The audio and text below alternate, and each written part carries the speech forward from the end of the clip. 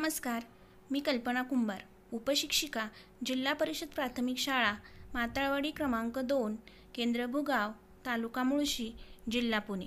आज आपण इयत्ता 4थीचा प्रज्ञाशोधमधील भाषा विषयाचा घटक विरामचिन्हे अभ्यासणार आहोत. विरामचिन्हे. विरामचिन्हे म्हणजे काय? तर विराम म्हणजे विश्रांती किंवा थांबणे. आपण बोलताना मध्ये मध्ये थांबतो. वाचताना सुद्धा वाक्य कोठे संपते, प्रश्न कोठे आहे, उद्गार कोणता, वाक्यात कोठे व किती थांबावे हे माहिती पाहिजे. हे समजण्यासाठी काही चिन्हे वापरली जातात, त्यांनाच विरामचिन्हे म्हणतात.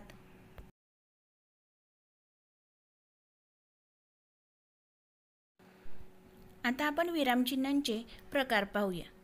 पहिला आहे पूर्णविराम, दुसरा अर्धविराम, अपूर्णविराम, स्वल्पविराम, प्रश्नचिन्ह, उद्गार चिन्ह, अवतरण चिन्ह, संयोग चिन्ह आणि काकपद.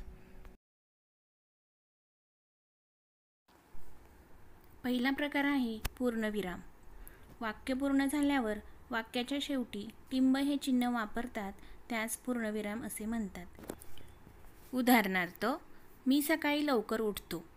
या वाक्यामध्ये वाक्याच्या शेवटी टिंब दिलेला आहे, म्हणजेच वाक्य पूर्ण झालेलं आहे. या टिंबालाच पूर्णविराम असे म्हणतात. दुसऱ्या वाक्यात पहा, आज शाळेला सुट्टी आहे. या ठिकाणी वाक्य संपलं की टिंब दिलेला आहे, यालाच पूर्णविराम असे म्हणतात. दुसरा प्रकार आहे अर्धविराम. अर्धविराम म्हणजे काय? तर दोन छोटी छोटी वाक्य उभयान्वी अव्ययांनी जोडतात तेव्हा अर्धविराम वापरतात. उदाहरणार्थ, गड आला पण सिंह गेला. या वाक्यामध्ये दोन छोटी छोटी वाक्य आलेली आहेत, गड आला आणि पण सिंह गेला अशी. तर या वाक्यामध्ये गड आल्यानंतर जे चिन्ह वापरलेलं आहे त्या चिन्हालाच अर्धविराम म्हणतात. तिसरा प्रकार आहे अपूर्णविराम. अपूर्णविराम केव्हा देतात? वाक्याच्या शेवटी तपशील द्यायचा असल्यास अपूर्णविराम म्हणजेच बघा दोन टिंब देतात. उदाहरणार्थ, माहिती खालीलप्रमाणे. दुसरं उदाहरण आहे पुढील उदाहरणे सोडवा. या दोन्ही उदाहरणामध्ये वाक्याच्या शेवटी दोन टिंब दिलेले आहेत, त्याला अपूर्णविराम म्हणतात. पुढचा प्रकार आहे स्वल्पविराम. स्वल्पविराम केव्हा द्यायचा? तर एकाच जातीचे शब्द लागोपाठ आल्यास स्वल्पविराम वापरतात. उदाहरणार्थ, आमच्या बागेत जास्वंद, मोगरा, गुलाब, शेवंती, जुई इत्यादी फुले आहेत. या वाक्यामध्ये फुले आहेत, परंतु ती वेगवेगळ्या प्रकारची आहेत आणि वाचताना सुद्धा आपण थांबलेलो आहे, कारण जास्वंद, मोगरा, गुलाब, शेवंती, जुई असं म्हटलेलं आहे. दुसरं उदाहरण आहे सूरज, सुधीर, गणेश, रवी आणि मंगेश हे माझे मित्र आहेत.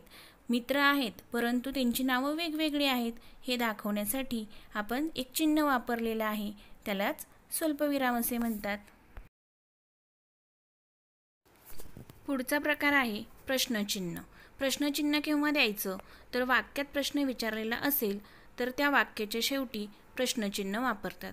उदाहरणार्थ, तुझा आवडता रंग कोणता? या कोणता झाल्यानंतर आपण प्रश्नचिन्ह दिलेलं आहे. किंवा दुसरं वाक्य आहे, तू आज शाळेत का आला नाहीस? का या शब्दाने आपण प्रश्न विचारलेला आहे, म्हणून वाक्याच्या शेवटी प्रश्नचिन्ह दिलेलं आहे. पुढील प्रकार आहे उद्गारवाचक चिन्ह. हे चिन्ह केव्हा द्यायचं? तर मनातील भावना, कुतूहल व्यक्त करणाऱ्या शब्दाच्या शेवटी उद्गार चिन्ह वापरतात.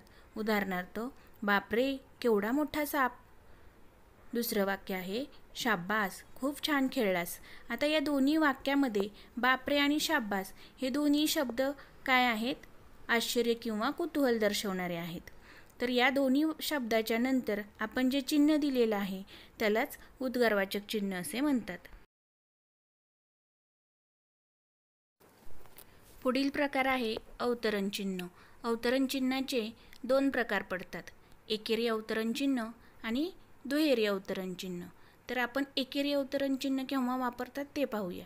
एखाद्या शब्दावर जोर देताना किंवा दुसऱ्याचे मत सांगताना एकेरी अवतरण चिन्ह वापरतात. उदाहरणार्थ, महात्मा गांधींनी ब्रिटिशांना भारत छोडोची घोषणा केली. या वाक्यामध्ये भारत छोडो हे एकेरी अवतरण चिन्हामध्ये दाखवलेलं आहे. अवतरण चिन्हाचा पुढील प्रकार आहे दुहेरी अवतरण चिन्ह.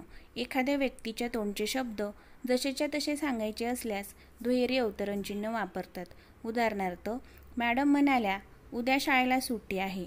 या वाक्यामध्ये मॅडमच्या तोंडचे शब्द जसेच्या तसे सांगितलेले आहेत, म्हणून त्या ठिकाणी दुहेरी अवतरण चिन्ह दिलेले आहे. विराम चिन्हाचा पुढचा प्रकार आहे संयोग चिन्ह म्हणजेच आडवी रेघ. दोन शब्द जोडताना संयोग चिन्ह वापरतात. उदाहरणार्थ, बहीण भाऊ, ये जा, आई वडील. आता या उदाहरणामध्ये बहीण भाऊ यामध्ये संयोग चिन्ह दिलेलं आहे. ये जा या शब्दामध्ये सुद्धा संयोग चिन्ह दिलेलं आहे. या आडव्या रेषेलाच संयोग चिन्ह असे म्हणतात. संयोग चिन्ह आणखी एका ठिकाणी देतात. लिहिताना ओळीतील शेवटचा शब्द जर बसत नसेल तर संयोग चिन्ह देऊन राहिलेले वाक्य खालच्या ओळीमध्ये लिहितात. उदाहरणार्थ, आमच्या शाळेत विविध उपक्रम घेतले जातात. आता या वाक्यामध्ये उपक्रम हा शब्द पूर्ण ओळीत बसलेला नव्हता, म्हणून क्र नंतर संयोग चिन्ह देऊन म हा खाली घेऊन वाक्य पूर्ण केलेलं आहे. शेवटचा प्रकार आहे काकपद. काकपद केव्हा वापरायचं तर लेखन करताना एखादा राहिलेला शब्द लिहिण्यासाठी खूण करण्यासाठी काकपद हे चिन्ह वापरतात. उदाहरणार्थ, आम्ही अभ्यास करतो. लिहिताना चुकून जर एखादा शब्द राहिला, आता या वाक्यामध्ये अभ्यास हा शब्द लिहिताना राहिलेला होता, म्हणून त्या ठिकाणी एक चिन्ह वापरून अभ्यास हा शब्द वाक्याच्या वर लिहिलेला आहे. आता या चिन्हालाच काकपद असे म्हणतात. मुलांनो, आज आपण विरामचिन्हांचे प्रकार व त्यांची उदाहरणे पाहिली. आता तुम्हाला सर्वांना समजलं असेल. तर आजचा अभ्यास काय करायचा तर प्रत्येक विरामचिन्ह व त्याची 2-2 उदाहरणं शोधायची आणि लिहायची आणि ती मला व्हॉट्सॲपवर पाठवून द्यायची. धन्यवाद.